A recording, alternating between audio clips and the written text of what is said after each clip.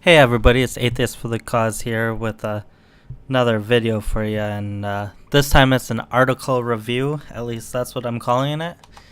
And it's going to be kind of an opinion piece hybrid, but it says hashtag POTUS abroad, Trump meets EU presidents, disagreement on hashtag Russia. Now we're going to get into some interesting things here with Trump meeting the EU leaders. The first thing I want to point out that's very important if you live inside the European Union, especially if you're pro-EU. I cannot stress this enough. You are sacrificing your country, and this article proves it. You are giving up your country's sovereignty, your ability to make your own laws. You're literally handing over the ability of your own government to govern its own people to another entity to govern over the people of your country. That is extremely dangerous because they are playing with your lives and they don't care what happens to you guys. It's nothing to them. It's like, they have no direct responsibility to you guys. All they care about is their own profits, their own motives, and their own goals, and really, the people of these countries are gonna be they're gonna be thought of, they'll be put on the back burner. If it's good for the country, it's going to be good for the EU, basically. And what good for the country is going to mean often will be bad for the average person. For instance, a growth in GDP sounds great for the country, but it oftentimes comes at lower wages, more competition in the workforce, higher unemployment rates, and that's not good for the people of the country. And so and that's where you get into this immigration stuff, and so I just, why is it economically that Trump has to go to EU leaders instead of your individual countries, where each of your countries has individual needs? Now, I'm going to get into this article a little bit now, and I have some definite thoughts about this that I'm going to try to show you why I'm so anti-EU.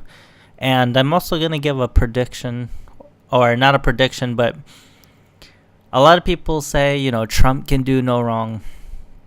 I'm going to put it out there, in a predictive fashion that, or ahead of time, that if Trump doesn't do X, I'm going to be upset with him. So you'll know when I get there. It says, today, May 25th, Donald Tusk, President of the European Council, and Jean-Claude Juncker, or Juncker I think it's pronounced, President of the European Commission, and Antonio Tajani, President of the European Parliament, meet Donald Trump, President of the USA. This is the first meeting between the leaders, writes Catherine Fiore. Sorry, I'm terrible with the names. I probably butchered all of those. After the meeting, Tusk said that many issues were discussed, including foreign policy, security, climate change, and trade relations. Tusk indicated that on trade and climate change, the United States were not quite, quote-unquote, on the same line. I could just imagine. Can you imagine being a fly on the wall when Tusk and Trump are talking about, climate change? The way the EU has acted in the past and the way Trump has acted in the past, though they must be really far off. But And, they might even be further off on things like security, which probably includes immigration and things like that, freedom of movement, things like that. But anyways, he also indicated that on Russia, views differed, but that as far as the Ukraine was concerned, the leaders were in broad agreement. And this is actually a key point, too. The fact that Trump can be, obviously it's going to be, Trump is going to be more pro-Russia. Not necessarily pro-Russia, but Russia-friendly, I should say. While the EU is going to be pretty much anti-Russia, although they have a need to work with Russia for resources. That the EU depends on Russia for their oil and gas, basically.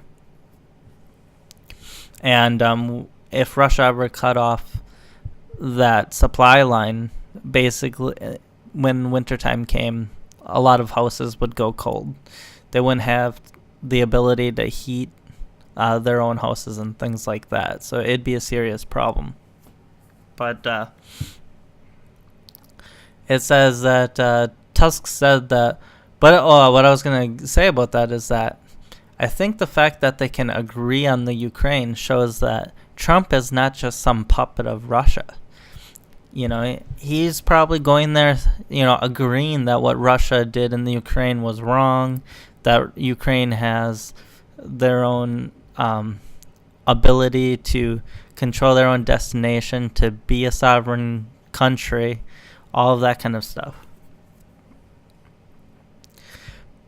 Tusk, people see Trump as kind of all over the place, but he's actually much more level-headed than people give him credit for. And I think the image that he's kind of all over helps him a lot. Tusk said that what gave the US-EU relationship its deepest meaning was its commitment to fundamental Western values of human rights and respect for human dignity. The task both faces the consolidation of the whole free world around values and principles first and interests later. So, I'm going to read that again. It says, the task both face is the consolidation of the whole free world around values and principles first, and interests later. That's definitely a European way of thinking, not an American way of thinking at all. The Americans, we like to think of our interests first, and we think that, well, the way I think of it anyway is all countries have their sovereign nations. They have the ability to govern their own people. They all look out for their self-interest. And then when it comes down to a humanitarian crisis or something, each country, the countries that can step in to the, in the ways that they can, but never should they do it to like a serious detriment to their own country. If you do it to the, a huge detriment, you can hurt your country in some ways. For instance, maybe go into debt a little bit to, help, tsunami victims or something, or earthquake victims. But you can't put the country in like such a bad place that it hurts you long term, and it like destabilizes your own country. Like everybody needs to worry about themselves first, and then help as much as they can after that. Because when you start helping other people to the extent that you're hurting yourself, that's a real problem. It's not sustainable. The people you help, won't. They'll gain a dependency on you, and then when you can't, when your country starts collapsing because you can't sustain it, then they'll be screwed anyways. So,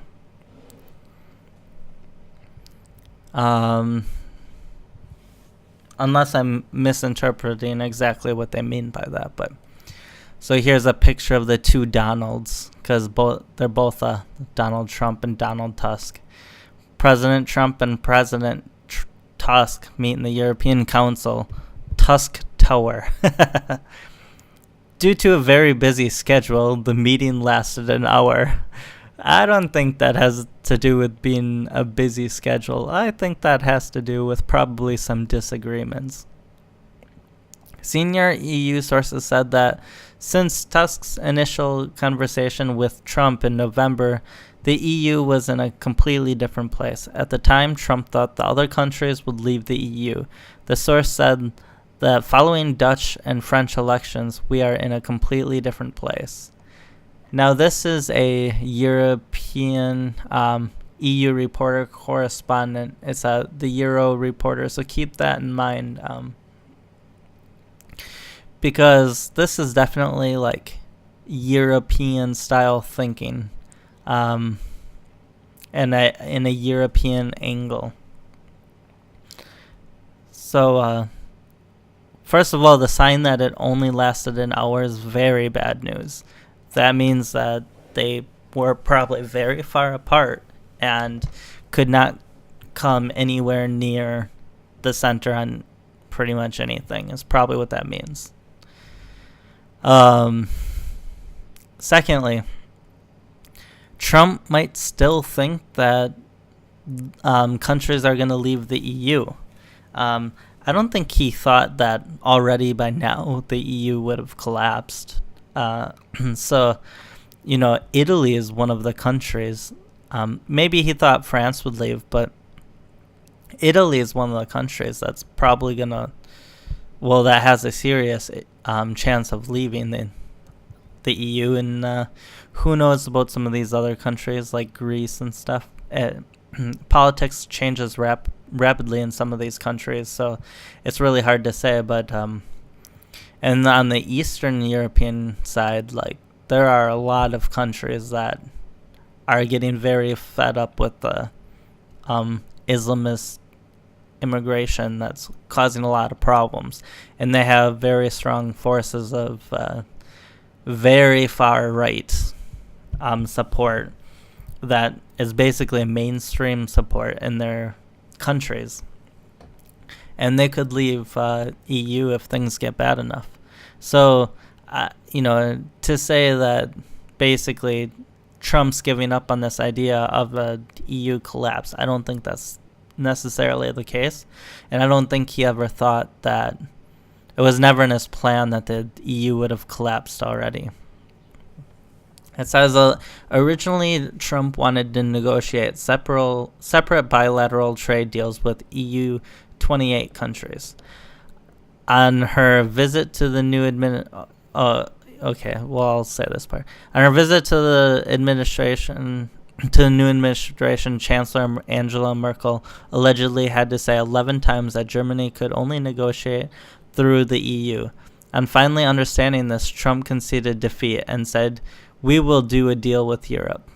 Okay, first of all, the propaganda in here is pretty funny, because to actually count the amount of times is funny, first of all, but second of all, it says allegedly. You see that nice little word they added? It could be completely made up. We don't know. But you always have to be suspicious when they say things like allegedly, especially for something that's not even a legal term. Sometimes, legally you'll throw in allegedly so you can't get sued for defamation or anything. But, that's not an issue here. But it makes sense to, try to negotiate with Germany. Once you get told no, gotta go to the EU, try again and again and again, and then eventually, if they don't crack, then you say, okay, we'll go to the EU, we'll go to Europe. And to say that Trump conceded defeat, I mean, give me a break. He conceded defeat in who he would negotiate with, I guess. He's going to go to the EU instead of dealing with Germany directly. I think Trump here probably thought that that maybe he could sway the EU or something to allow them to negotiate individually, and then realized it wouldn't happen. Like, legally it can't happen. So now he's just going through the normal channel. Senior source, he probably thought, well, it's worth a try, right? Senior sources said that Tusk, who believes strongly that the U.S. and EU are the pillars of freedom and cooperation, is anxious to communicate the EU's strong relationship with the U.S. and desire for further cooperation. I hate to break this to you, EU. You're not the pillar of freedom. The pillar of freedom are, in my opinion, two countries, the UK and the US. And that's shown through having an EU council. Like, that's not freedom. So, that's literally giving up the sovereignty of many countries. So, anyways, that's kind of a pedantic point, though. So, here's the thing with this. I think an EU-US relationship will be strained under Trump, but I think that's good. But Trump needs to figure... He needs to think really hard about this negotiation. And I think negotiating with each individual country in the EU would actually be less beneficial to the USA than negotiating with all of the EU at once. Because Trump claims to be a great negotiator, right? And I think he probably actually is quite a good negotiator. I think he actually understands what he's doing. But to see if he's good or if he's great, he will have to get a fantastic deal out of the EU. And he should be able to, because all you have to do is pit all of the countries against each other in the EU. And you start making President Turk decide, do you want to take this deal that, helps maybe Germany more than France? Or do you want to take this deal that helps maybe France more than Germany? And you start pitting these powers against each other. And then as these countries see this, they'll start pressuring him in different ways. And he'll have to give up more than he would have otherwise had, than each country would have had to given up, if that makes sense, if we had done it a one-on-one deal. So this... because the interests are going to be so different among the European countries, that President Tusk has a tough job here. It's not like you can just unite all of these interests into one big thing and, have more power. I think the only real way you can do that is actually by becoming a country like the US is. Because then you start having mainly, very common interests. Sure, we have some different interests among the states, but overall we have very common interests. Much more common than the different countries within the EU. So I hope that Trump just takes this guy for a frickin' ride and just screws the heck out of the EU. And, we shouldn't like the EU anyway. It's a threat to our way of life. I really think that the EU is a threat to the United States way of life.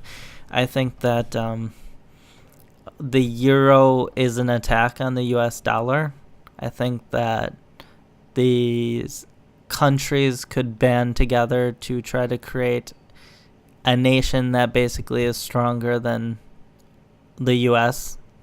That if they didn't agree with us on something, they could potentially try to stand up to us militarily when otherwise they couldn't. And let's keep in mind that a lot of these countries have nuclear weapons. So I think dealing with them individually would be much better for the U.S., although we wouldn't get as good of an economic deal as we can with them all combined, because we can, pressure the whatever leader is representing all of them. It's an impossible situation for that leader to get a good deal for all of those countries. So anyways, I hope you guys liked the video. I hope you I'd like to hear what, especially you guys from the EU or the UK. I still include the UK as part of Europe, so I'd like to hear what you all think of my thoughts on the EU. So I will talk to you guys later.